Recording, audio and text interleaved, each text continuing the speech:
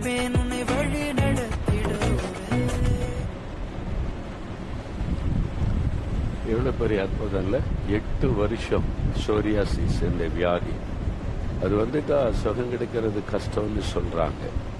நிறைய பேர் பாதிக்கப்பட்டு வாழ்நாள் முழுவதும் கஷ்டப்படுறதை நான் பார்த்திருக்கிறேன்.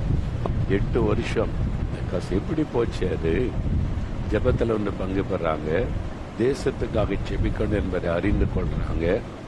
ஆண்டு சொல்றாருல, எல்லா மக்களுக்காக ஜெபிங்க, ஆளுகிற அதிகாரத்தில் உள்ளவங்களுக்காக ஜெபம் பண்ணுங்க, தேசத்துல மக்கள் ரட்சிக்கப்படவும் சத்தியத்தை அறிகிற அறிவை அடைய ஜெபிங்க. இதெல்லாம் பைபிள்ல சொல்லி இருக்குல்ல. அதை வைத்து ஜெபித்த போது தனக்காக ஜெபிக்கவே இல்லை. 3 நாள் உபவாச ஜெபம். தனக்கு சுக வேணும்னு கேட்கல, தேசத்துக்காக ஜெபிக்க ஒப்பு கொடுத்தாங்க.